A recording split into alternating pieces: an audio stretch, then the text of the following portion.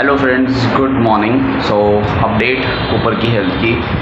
हम लोग last time आपको जैसे मैंने बताया था, कूपर को यूरिन और पॉटी में ब्लड आ रहा था एंड हमने उसके बाद उसका पूरा ट्रीटमेंट करवाया। प्लेटलेट्स वाला केस था और टिक फीवर था, तो वो सब जो हील हुआ होते होते 21 दिन का ट्रीटमेंट पूरा किया।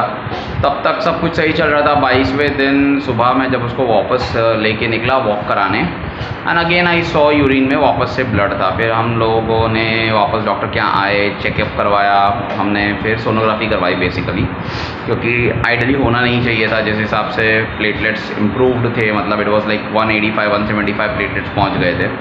एंड उस पर डॉक्टर का कहना था कि अब तो ब्लड नहीं आना चाहिए, समथिंग रॉन्ग, कुछ और गड़बड़ है। तो फिर सोनोग्राफी कराई। सोनोग्राफी में कंडीशन जो आई है वो अच्छी नहीं आई है। प्रॉब्लम ये है कि सोनोग्राफी के अंदर, अभी देखिए आप जैसे देख पा रहे हैं, ये रहे भाई साहब पीछे मेरे, ठीक है। सोनोग्राफी के अंदर ये आया है कि इनका जो ब्लैडर है, ब्लैडर के अंदर ब्लैडर में सूजन थी, 4 mm का थिकनेस थी पूरे ब्लैडर में। स्प्लीन इस वजह से विजिबल नहीं था, तो देख नहीं पाए उसको। बाकी किडनीज नॉर्मल दिखा रही थी, diameter no such foreign object found. हालांकि एक चीज़ पाई गई ब्लैडर के अंदर, वहाँ पे ग्रोथ पाई गई 6 mm की, ठीक है। और इन्फ्लेमेशन की वजह से हो सकता है कि ब्लैडर भी स्वेल था, क्योंकि यूरिन के अंदर आ रहा था इनको ब्लड एकदम से, जबकि सारी ट्रीटमेंट हो चुकी थी। तो फिर हमने फाइनली ये डिसाइड किया, ऑपरेट नहीं करना चाह रहे थे हम लोग, क्योंकि इनका हीमोग्लोबिन अभी भी 9.7 है कूपर का, तो वो सही नहीं है।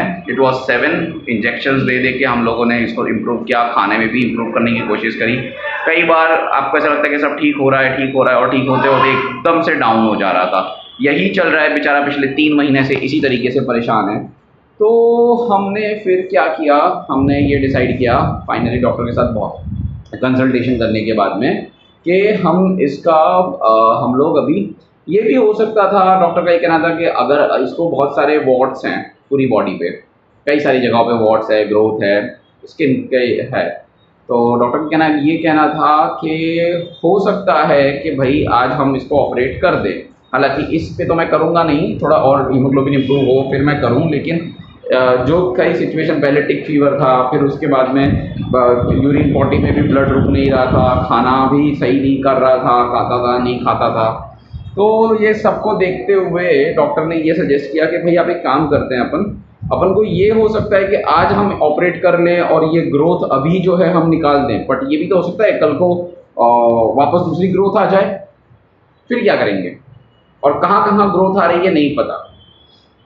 सेकेंडली चीज़ ये भी इम्पॉर्टेंट था, क्योंकि हम लोकल नहीं है, रहते अब यहाँ पे ही नहीं हैं, तो इस वजह से ही एक और दिक्कत थी, अगर मैं इसको ट्रैवल करके ले जाता हूँ वापस, तो ये हो सकता है कि वहाँ जाने के बाद मुझे कुछ और प्रॉब्लम आ जाए। तो डॉक्टर ने सजेस्ट ये किया मुझे कि काम करते हैं, इसको ग्रोथ तो है, दैट इज़ फॉर श्योर, तो हम लोग कीमोथेरेपी करते हैं। कीमो में होगा ये कि जो भी कहीं पे भी कुछ और अगर ग्रोथ बन रही है या कुछ और ऐसे कैंसरस सेल्स हैं, तो उनको भी हम इसी के साथ में ट्रीट कर पाएंगे, उनको भी हम इसी केस में मतलब इसी ट्रीटमेंट में उनका भी इलाज हो पाएगा। तो मुझे थोड़ा लॉजिकल भी लगा, क्योंकि वो बात भी सही है। हाँ, वो आप कितनी बार ऑपरेट कर लोगे, क्या क्या ऑपरेट कर लोगे, क्योंकि इस एज पे, बिकॉज हम इस एज के ऊपर बार बार ऑपरेट करना भी सही नहीं है, पॉसिबिलिटी भी नहीं है, बार बार इतना ट्रैवल करके यहाँ तक आना भी पॉसिबल नहीं है। मेडिकल रीज़न मेरा ये मानना है, मेडिकल जैसे सपोर्ट ज़रूरी होता है किसी के लिए भी, इंसान के लिए, भाई जितना जल्दी मिले उतना बचने के चांसेस ज़्यादा होते हैं, तो सेम चीज़ इनके लिए भी ज़रूरी है, ठीक है। तो इस चीज़ को मद्देनज़र रखते हुए हमने यही डिसीजन लिया कि हम इसका कीमोथेरेपी करेंगे। अभी एक कीमो हो चुका था लास्ट ट्यूसडे, लेकिन उसके बाद से भाई साहब को फिर एक सैड सिचुएशन हो गई कि बारिश यहाँ बहुत तेज़ हो रही थी, और जिस दिन बहुत तेज़ बारिश हुई है, मतलब कीमो लेने के 3-4 दिन के बाद की बात है, एंड उस दिन तक तो ठीक चल रहा था, कीमो के बाद में यूरिन में ब्लड नहीं आया, और लेकिन सिचुएशन ये ख़राब हो गई कि जिस दिन बहुत तेज़ बारिश हुई है, रात तक ही वो स्टूल थोड़ा हार्ड पास हो रहा था, ठीक है। बट आई वाज लाइक कि ठीक है, मेरे को बहुत खा रहा है, पी रहा है, मेरे को अभी कुछ ज़्यादा चेंजेस नहीं करने, क्योंकि मेजर हमारा फोकस था प्लेटलेट्स बढ़ाने पे मेजर फोकस था इनका हीमोग्लोबिन बढ़ाने पे। तो जो दवाइयाँ तो चल ही रही हैं, दवाइयों के साथ जो देसी हमको बीटरूट का जूस देना होता है वो भी मैं मिला के दे रहा था। कई बार पी रहा था, कई बार नहीं पी रहा था। तो खिलाने के लिए आप जो भी डॉग ओनर्स हैं सब समझते हैं कि कितना डिफ़िकल्ट होता है इनको दवाइयाँ देना, और ख़ास करके जब एक Rottweiler as a breeder, but he is very calm, very supportive. मतलब इतना ओबीडियंट रॉट मैंने नहीं देखा। मैंने बहुत से लोगों से सुना है होते हैं, बट मैंने खुद ने एक्सपीरियंस कभी नहीं किया कि इतना ओबीडियंट। मतलब मेरा ही है ये, तो मुझे पता है कि किस तरीके से है।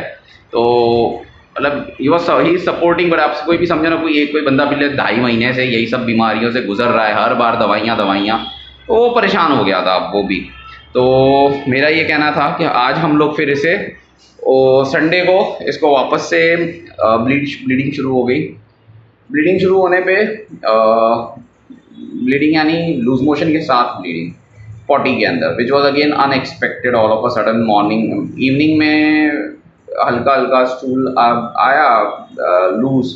मैं कहा होगा कुछ खाने पीने में आ गया होगा, बट रात में ही हर 2-3 घंटे में, 2 घंटे में ये मुझे लेके जाने लगा बाहर अपने साथ। एंड फिर तो लाइक पानी चालू करते हैं नल में, इस तरीके का हो गया था।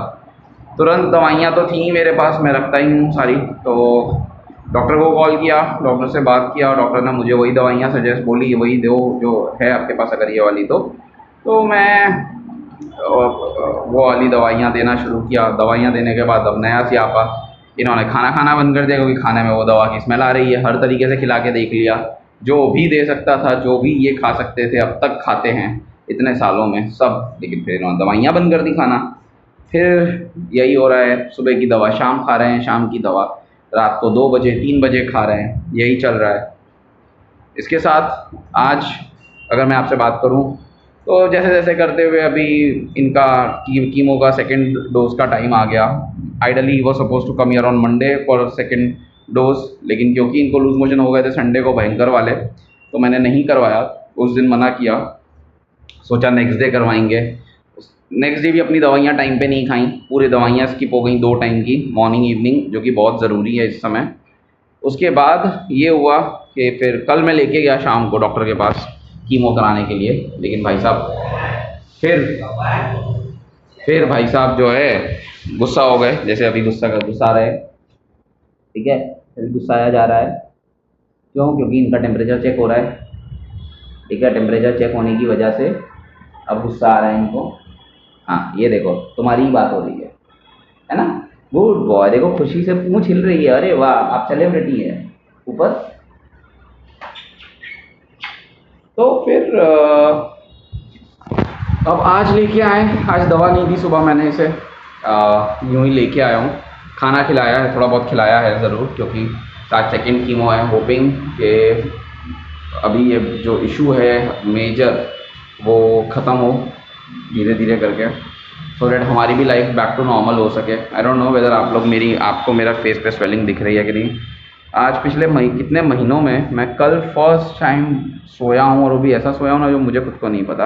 मैं जाग ही नहीं पा रहा था, बिकॉज यही हो रहा है कि रात को 3-4 बज रहे हैं और मैं 4 बजे के करीब सो रहा हूँ डेली, और सुबह 8, साढ़े 8, मैक्स टू मैक्स 9 तक मैं उठ जा रहा हूँ। यानी मेरी 5 घंटे की भी नींद शायद से हो पा रही है। रीज़न क्यों मैं ऐसा जाग रहा हूँ, उसका रीज़न ये है क्योंकि मैं इसको कभी भी बाथरूम जाना है मैं नहीं रोक रहा हूँ, क्योंकि मैं नहीं चाहता कि ब्लैडर में यूरिन इकट्ठा रहे।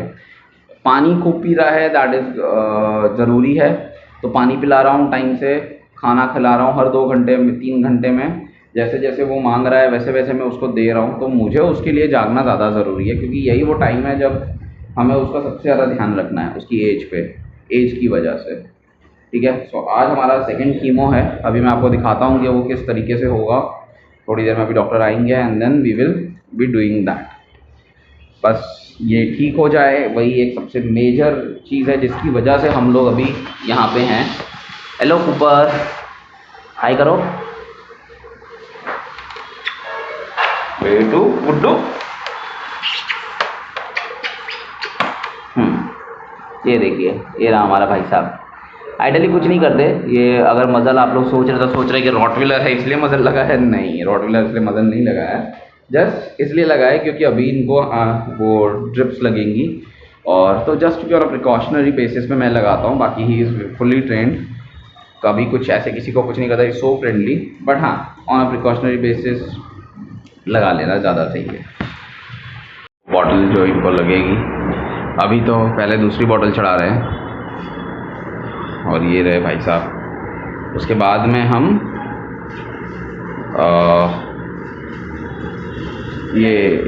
उसके बाद में हम कीमो लगाएंगे इनको। पहले अभी नॉर्मल बॉटल चढ़ाई जा रही है एनर्जी के लिए, जिससे कि कीमो का जो इफ़ेक्ट्स रहते हैं उसमें सारे सेल्स मार दिए जाते हैं। सबको पता होगा जिनको कीमोथेरेपी के बारे में पता है, कैंसर में RBCs WBCs इम्यून सिस्टम पूरी तरह ख़त्म हो जाता है बॉडी का, ठीक है। तो आज अगेन हमें वही करना है इनके लिए, सो दैट वो ग्रोथ ख़त्म हो सके, और भी बॉडी में कहीं अगर ग्रोथ हो रही हैं इंटरनली तो वो भी ख़त्म हो सके।